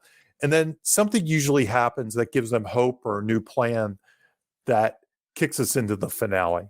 And that's called the break into 3. So I misspoke. The All is Lost is unconventional here, but the Dark Night of the Soul is exactly how most Dark Night of the Souls go. The All is Lost is him in the stadium staring at these empty, after he just climbed those steps, and we see he's starting to believe. He goes to that empty stadium and he takes a step back, right? He regresses. He feels like a small fish in a big ocean, small, right? Yeah. And he regresses away from that huge growth he just had. And, he has that, what does the promoter say? He looks at the poster of himself and it doesn't even reflect the trunks are wrong. Yeah, Bob, you can quote. Yeah, right. It's not going to matter what you're wearing. Right. Yeah. The promoter is it doesn't matter. Basically implying you don't matter in this fight. You're just a body for him to hit on, and that brings him back to earth after he just climbed. We just saw him climb those steps, triumphant, believe in himself. Now he's back to what he just was, and he goes home to Adrian, and he has the Dark Night of the Soul, which is so typically. With the Dark Night of the Soul, we get this thing called a confessional scene. And I learned this from Jack Epps Jr., who wrote Top Gun and the script for Dick Tracy, The Secret to My Success, and a bunch of other movies, Anaconda. Hell yeah. He was, I've been to a few of his seminars, and he consulted on some of my scripts like 20 years ago. So I learned a lot from him. And he has this technique called a confessional scene, which he called Jim Mercurio, who used to be the editor of Creative Screenwriting magazine.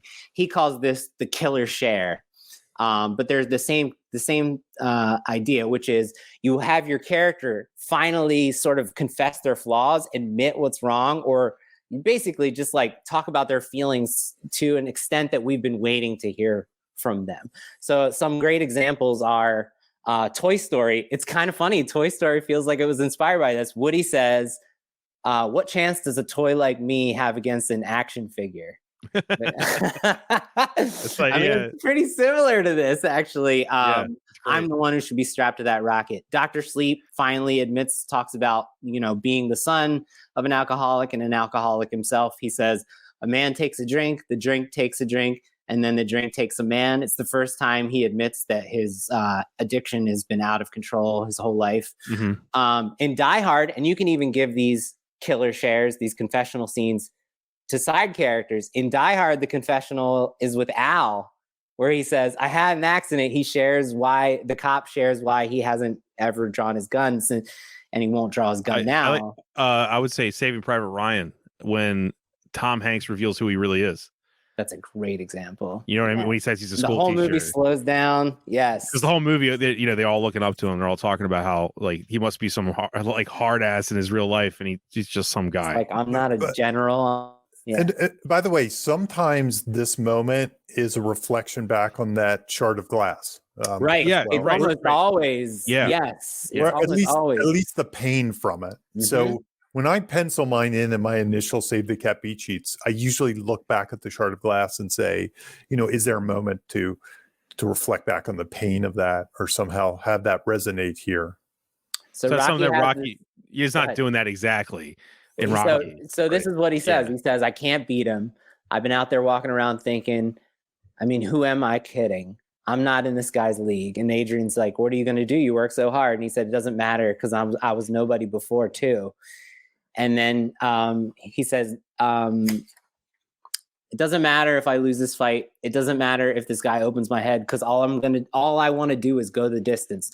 Nobody's ever gone the distance with Creed. And if I can go that distance and that bell rings and I'm still standing, I'm going to know for the first time in my life that I weren't just another bum from the neighborhood. So There it is. The whole, everything about his character's inner problems can be expressed, and what he needs going forward can be expressed in that. I think that's a really great example of a confessional moment. So it's another technique you can use to help the audience get a deeper understanding of your character in a really crucial moment in the story. And I feel like if we didn't hear this, then the failure. I was going to say this is hard. This soft sets the audience up to accept a non-win. But it's a non, number win. It's like he win. Rocky does win. It changes the goalposts. It does change the goalposts. It changes the goalposts, because this entire sets movie, the audience up properly for it. We feel like we are watching a man who's working to defeat Apollo, not a man who's willing to just go the distance, right? And then here he's accepting that he might not have the skills, but he has the fire. To any filmmaker, it's my movie doesn't need to win an Oscar; it just needs to get finished. And then I've won. Let's go the distance, man. Let's go to the distance. So anyway, it's been a long time since we had used a confessional as an example, and I felt like this was a great one. Yeah. Home Alone has one of my favorite ones. Yeah, it does. Yeah. Like in the church. Oh, it's so good. Yeah, that's good stuff. This is a great scene too. Maybe one of Stallone's best acted scenes. Not that we're an acting podcast, but yeah, it's usually one of the great moments in the movie. Yeah, is this confessional moment. So it's usually it's honest. It's just it's honest. Yeah. and probably a guy speaking as a young actor that is getting his dream in this movie and hoping you know what I mean. There's probably a lot of personal stuff going on here. Yeah, the authenticity from the real life circumstances. Is unparalleled in this movie. Well, that was us talking about the power of failure, right? Yeah, a little bit. I kind of just wanted to bring it up real fast about. I didn't really have something to say, except that this is one of those movies where I rarely read a script where the character fails. And I think there's an immense power in deciding up front, like, does my character need to win? You know, does my character need to achieve the goal?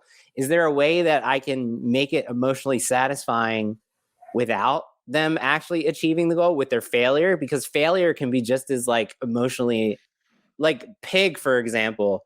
Yeah. In Pig, Nicolas Cage is the whole movie. All he wants to do is rescue his pig. And then he learns through the journey that, you know, the pig has been dead and he, you know, and he failed, but it feels like a victory in that, like, he's, you know, growing and changing as a person. It was a personal victory. Yes, a personal victory. Not a professional victory. And there is something Yeah. when I think about sports movies, especially, it's kind of boring when they just win. It in some ways, you know, who cares? You know, it's a movie, so they win sometimes. But sometimes when you get this, and I could think of Bad News Bears as a movie where they don't win. I'm going to spoil a bunch of movies. I just saw Tin Cup, and Tin Cup is a movie where he spectacularly fails in the end, and that's his victory, is the spectacular failure. Okay, so personal victory, Bob, is a good way to. How can you make it a personal victory, even if it's not a professional victory? I remember this That's is a good, really Bob. thank you. This is a really weird pull for this power failure thing, but I remember a Ronnie Yu interview when Freddy vs. Jason came out. And one of the things he said, he's like, he was basing the whole movie off Rocky because there's no way in hell that Freddy could actually win the fight. And the whole point of his victory was him just making it through was the victory. And he said, like, this is my Rocky. I love that. It was a personal victory on Freddy's part to just make it through the fight. I just remember that interview very vividly. Yeah. You want to talk final draft? This is all you, Jimmy. I think this is. Yeah. I want to say them all, but I can't. There's so many. So first, I wanted to say, so there's a famous like quote from Stallone that he supposedly wrote the script in 3 days. And like, people love to say these things, right? They love to go like, like he's a fucking superhero. He wrote it in 3 days. You can write your script in 3 days and it'll win Best Picture. You don't need to do anything more than that. And I can't stand these notions of like, hurry up, and the faster you get it done, the better a writer you are. Like, that's some bullshit right there. Can I just say that I'm glad you don't hate Rocky for all the bad lessons it's apparently sorry, all the bad lessons that people take from it, even though the movie is not exemplifying. Right. Yes. People love to, you know, take things out of context or just take what they want from it and misrepresent it. So, there's more to that story. And I found a great quote from Stallone, you know, who we learned earlier, and I learned just for this podcast, has written 24 feature films that we know of, let alone how many others he's written that we don't know of that might have almost made it to the screen. So this is about the power of rewriting, so Stallone says he wrote the script in 3 days, and only 10% of that draft ended up in the movie. Mm-hmm. The other 90% was material that was rewritten or eliminated altogether. So there you go. Yeah, he wrote it in 3 days, but 90% of it didn't work. And that's okay. Like, it still won Best Picture eventually because he kept rewriting. So here's Did Stallone, it win Best Screenplay too? I think it just got nominated. I don't think it didn't win that. Okay. But I might be wrong. So Stallone talks about his process, and he mentions rewriting in it. So he says, I write longhand. My guy goes here, he goes there, he does this, he does that. So I'll have 10 beats. And I know in my heart, 90% of those beats will be no good. But you're getting through it. You're getting it down on the page. You're getting it done, because the rewrite is always where the fun is. I don't believe people should look for perfection, or even 50% for perfection in their first draft. The first draft is always going to be like a child scribbling. But you did it. You got through it. And once you have that first draft accomplished, even if you do it, even if it takes 2 or 3 weeks, again, maybe only 10% will be good, but it's done. And now you have a sense of accomplishment. Then the rewriting process starts, and that's where you can start having fun. So I love that approach. I love coming from a guy who's written so many scripts. Like, don't be afraid to just write the bad version of your movie, right? But also, like, no, like, rewriting is everything. It's like, I don't know about you, Jamie, but like, for me, like, most of my time is spent in those later drafts. You know, I do the upfront development. Writing that first draft is the quickest part. And then rewriting is where all the stuff starts to get really good. I don't know about your process, Jamie. I feel like my first draft is the hardest and takes the longest. And then I have fun in the second, third, and fourth drafts. And that is when it gets good because you start connecting dots and set up payoffs and stuff like that. But I find the first draft is the hardest, even though I try to just plow through it. I try to get through it as fast as possible. I don't try to make, kind of like what he's saying here, I don't try to make it perfect at all. Yeah. So I feel like Jamie, I feel like you introduced me to the phrase writing is rewriting. I don't know if it was on the show or in real life, but I don't know. I always kind of, that's good. What I believe in. And I'm pretty sure it was Jamie that said that to me. So and I think that's like a William Goldman or something. You're probably quoting somebody else. I'm giving you the credit is what my point is. Definitely not me. So you know, I'm going to skip through. I'll try to find the best ones, but they're all so good. We've gone through so many movies on this show where there's a lot of evidence out there of what the movie was going to be before they re-edited it. And the rewriting process continues into the shooting and editing. Like, that's why we call the show the final edit of the movie. Right. We're responding to the pop culture aspect of the movie, not we treat it like the script. Yeah. So I was going to say, Jimmy, pick 3. Okay. How's that? So this is from a January draft dated 1976, and they started filming January 9th, 1976.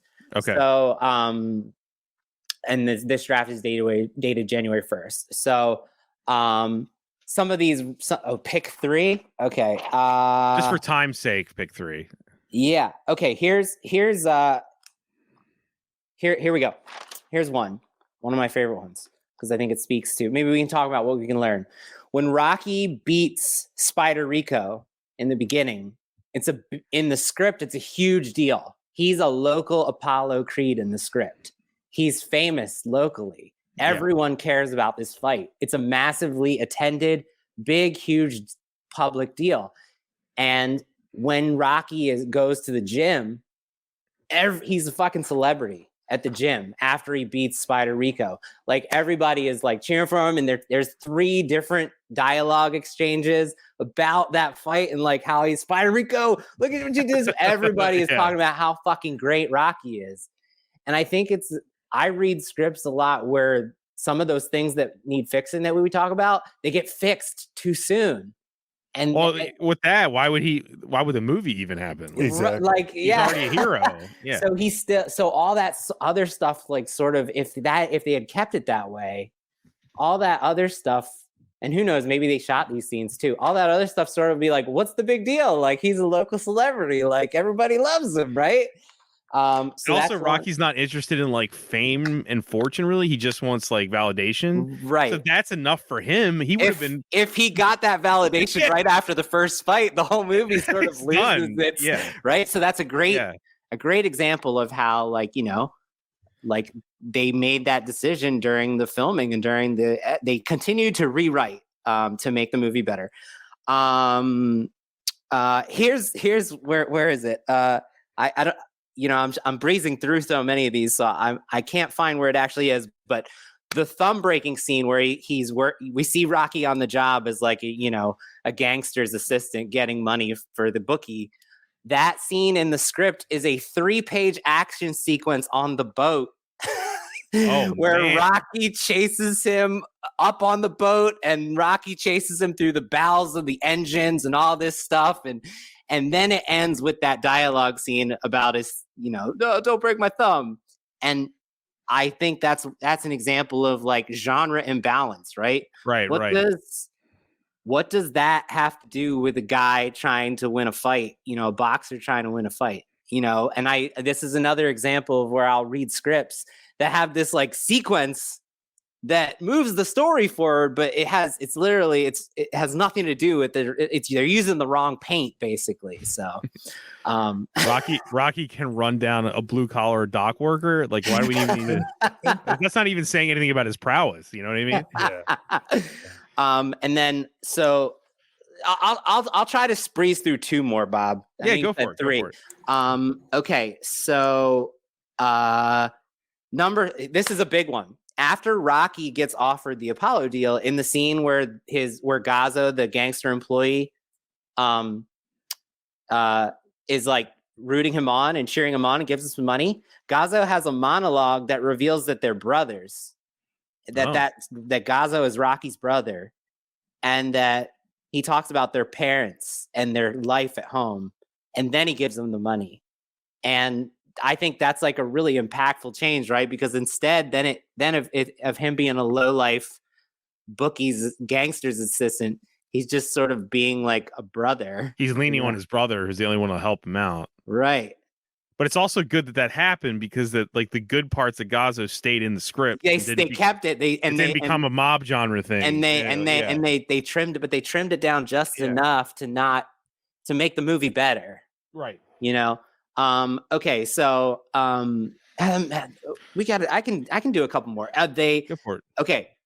There's 3 scenes in the script that are your standard Daniel Miyagi, where Mick is doing way more extensive training of Rocky, and we're seeing more techniques being taught to him, and that's a running thing. And it's not just a montage; it's like actual training. And then there's scenes where there's a running subplot where they're watching Apollo on film and studying his moves and making strategies together for how to beat Apollo, which is your standard sports movie stuff, right? Right. And what but they didn't have the money to shoot the Apollo ring footage, so they shot it with them looking at a blank screen, and then they just cut it. They just cut it because they didn't have the footage. But I think it's instructive that there's 3 scenes in the script of them watching film of Apollo and making strategies to beat him, and you didn't need it, right? It didn't. You know, sometimes consolidation is your friend. And on that note, I think that's all I'll give. I would say also, like, that's a thing where it's not so much writing, but in performance, you believe Apollo is the best because Carl Weathers is the best. You know what I mean? His performance, you don't need to see him fight. You just believe. You just believe that guy can destroy. Exactly. But yeah, so, you know, there is power in rewriting. Your favorite movie didn't start that way. You know, it started as a bad first draft, and even when it got to its shooting script and they got on set, it still wasn't as good as ultimately they rewrote it to be in the editing room. So I find these things really inspiring. Yeah. I believe that brings us to the end of Rocky that we have. Did you guys, Jamie said you wanted to plug at the end again. Did you say that at the beginning? I can't remember. Well, I do have something new coming out. I have a webinar, basically. It's the Save the Cat Beat to Board webinar course, whatever. And basically it tells you what to do after you do a Save the Cat beat sheet. So it's about index cards and building out your board is what it's all about. And it's a video course. It's online now. You can go buy it. It just came out yesterday. Where is that? Is that what? SaveTheCat.com. Oh, SaveTheCat.com. Mm-hmm. Yep. Jimmy? Got nothing to plug. Okay, and I just want to say, hey, if you like the show and you want to support it, keep it ad-free and everything, my Patreon, patreon.com/BobRoseSucks. And, you know, just help. If you want to help out, you can. If not, share the show. If you can't, share the show. Tell people about it. It really helps. Big time. And leave reviews on Apple, on iTunes, or what is it now? What is it? Apple Podcasts, whatever it's called, whatever the hell it's called. I even get confused. And I've literally worked with it. Apple Podcast reviews also help. So whatever you can do, we appreciate it. And that's everything. Bye. Right, thanks for listening, everyone. Thank you. We made it. We made it through. Yeah. Hey, this is Bob Rose, and thank you for listening to Writers Blockbusters. If you'd like to financially support the show, please consider joining my Patreon. I've been producing the podcast for several years completely out of pocket, and I'd like to keep producing it ad-free and no longer at a loss. If you'd like to help, head on over to patreon.com/ Bob Rose Sucks. That's right, Bob Rose Sucks. And if you want the one and only Jimmy George to help polish up that writing project you're kind of struggling with, head on over to scriptbutcher.com. As a listener, you already know he's the best there is, scriptbutcher.com. You can also support the show by simply sharing it or leave us a review on Apple Podcasts. We appreciate both. Thank you for listening and see you next episode.